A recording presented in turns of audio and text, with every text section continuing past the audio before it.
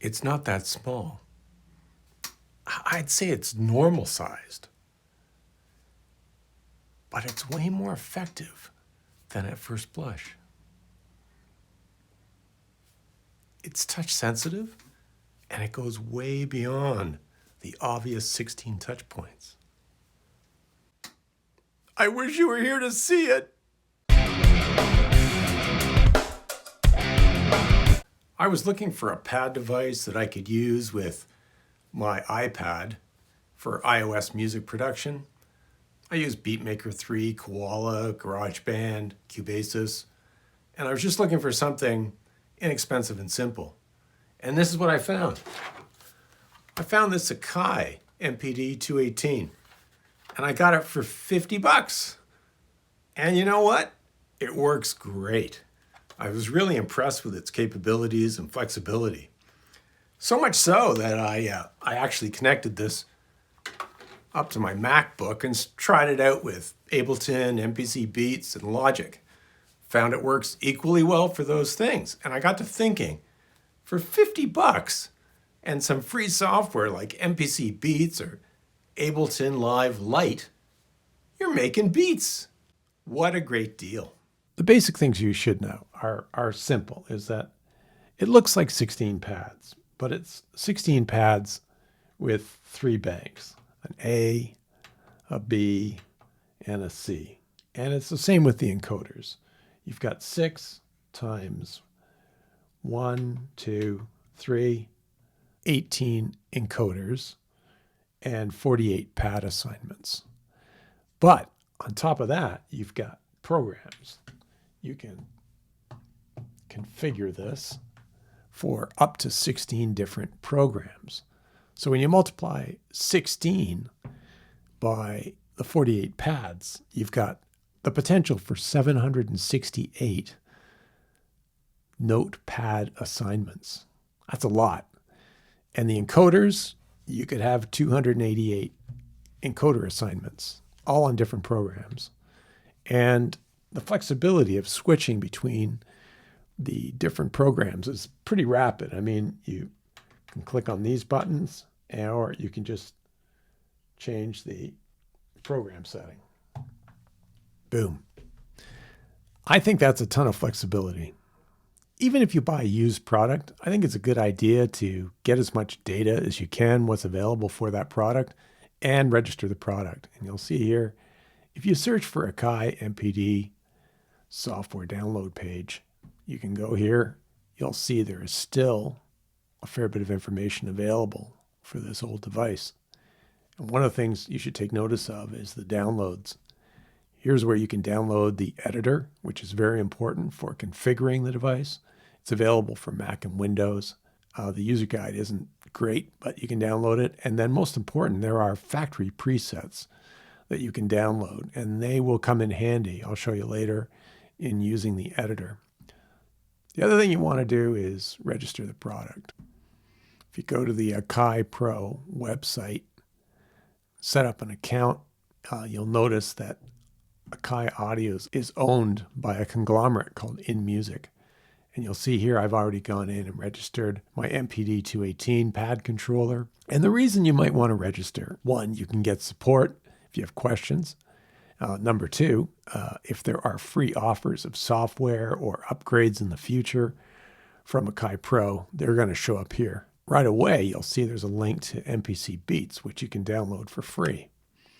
And why not? I mean, this is the fastest way you're going to take your $50 device and start creating beats. And the whole objective of making this free from Akai is that they'll want you to upgrade from the free version to the full studio version.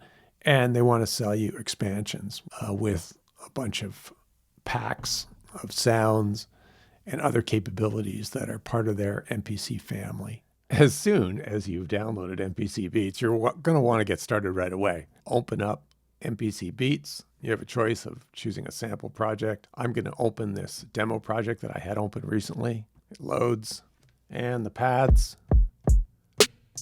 they work, which is great. Just what you expect. And you can listen to this demo if you like. I'm not going to do a complete tutorial on MPC Beats, but one quick thing you may need to alter is your audio interface and the device you're using. Under Preferences, you'll see there's an opportunity to assign the audio to either your audio interface or the speakers built into your PC or laptop. For the MIDI sync, you should make sure that your MPD218 is turned on, both for input and output, and control is enabled. And that's going to allow you to use the pads to trigger drums and sounds and other things. Now, sometimes if you're using a different controller, you can click on this icon down at the bottom to reassign those pads. And you can click on Learn and then just touch the pads as you go down, assign pad 1, 2, 3, and so forth. And you can use the same technique for Q-Link, which will take the encoders and assign them to functions like controlling the volume or things like that. And once you've done all that, you can turn off Learn. The simpler way, of course, is just to choose the factory settings. If you go under Factory Akai, you'll see the MPD218 as well as all the other Akai devices available. And if you happen to be using something else from Novation or Korg or something like that, here's your chance to set that up. Another free DAW that you can download is Ableton Live version 11 Lite. And this is what you're looking at here. Again, it will work, should work right out of the box. Playing beats in the drum rack, just to give you an idea what that sounds like. Okay, so you can start with an empty project or a demo like this. The only limitation, I think, with Ableton Live 11 Lite is that you can only have 16 tracks, but that's still enough to get started making beats. This isn't my first pad device. I have a Novation Launchpad X, and I've used that in the studio and I've taken it on the road. I've even gone so far as to set up the Launchpad X with Koala. And there's another video that I'll link in the description that you can watch if you're interested in how to set up a Launchpad X with an iOS app like Koala. The Akai MPD218 is a little bit smaller than a Launchpad X. And in terms of capabilities, the Akai is pretty limited. It's really just a MIDI control device, whereas the Launchpad has a lot more capabilities. There's buttons up and down the side to let you navigate through any loop-based app, and you've got 64 pads to control. And it does have some DAW capabilities, so you can use the Launchpad as a control surface. You really can't use the Akai as a control surface. The power and flexibility of the MPD218 really comes into play with this editor. So you need to download this editor. If you've bought one of these things used, you can get it off the Akai Pro website.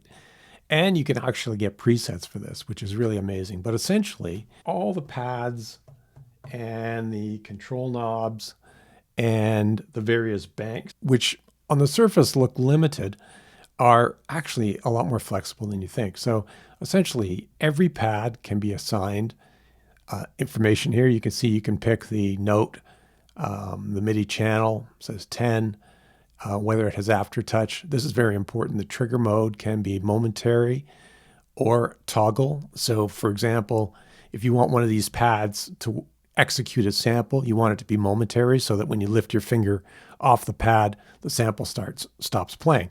But for other applications, you may want to set this to toggle. For example, if you assign one of these pads to act as a play or stop button, you want it to toggle off and on. So there's a lot of flexibility here. And you can see in this example, the pads have been assigned chromatically. You've got C2, C sharp, D, D sharp, just goes up the scale from the lower left to the top. And then you've got bank B, where this just continues, and bank C. So all of these pads are assigned a MIDI note, and they're all by default on MIDI channel 10. And that's kind of the way this product comes. And with the encoders, you've got same flexibility. Although on the device, it looks like you only have 6 encoders to work with, you really have 3 banks of 6. And each one can be assigned a CC number and a MIDI channel.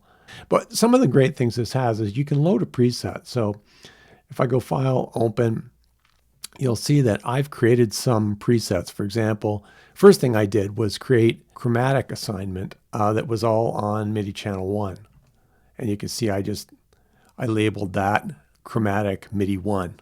So it looks very much like the default one I was showing you, except that all of the assignments are on MIDI channel 1 instead of MIDI channel 10. And you can do this in a batch mode. So there is a tool on here. Here it is, the auto populate tool, where you can change something in a batch mode. For example, on the pads, if you want to change the MIDI channel to, say, MIDI channel 2, you click on that, the banks you want it to apply to, and hit apply, and boom, all of your assignments are now on MIDI channel 2. And you can do the same with the knobs. And every time you make these kind of changes, so now you see this is MIDI channel 2, and you can go File, Save As, and just give it a name. Okay. And once you save that, you can pull up that preset pretty quickly, and then you basically send that set of presets to one of the 16 programs that are built into the device. So this is the thing, is that at first blush, it looks like it's got, 16 pads times 3 banks times what? 16 different preset programs? The other thing you can do is there's like a send multiple presets option here, where once you've created all of these presets that you want for each one of the slots, you can send them all to the device all at once. I mean, that's golden. You can just restore whatever features you want. Now, how might you use this? Well, you could have a configuration set up for, say, Koala on your iOS device. You could have another one for MPC Beats. You could have another one for BeatMaker 3. You might go so far as to have specific configurations for a given synth or a virtual instrument or a plugin. And switching between them is really easy. When you're on the device, you just hit Program Select and pick whatever program it is that you want. When you think about it, you got 16 different configurations that you can store and use. It's incredibly powerful. The remaining question is the MPD218 still relevant in 2022? And I would say it is at a certain price point. You can still buy them new for about $100, but as I've pointed out, there's an abundance of them available, and you can pick them up on the used market for as little as $50. As far as Akai is concerned, they came out with another device shortly after this in 2015 called the MPD232. And you can tell by looking at this, it had faders and buttons and a little LCD display. So it was a big improvement. They still sell them new for anywhere from $275 to $300. And there's an abundance of those on the market too that you can pick up used.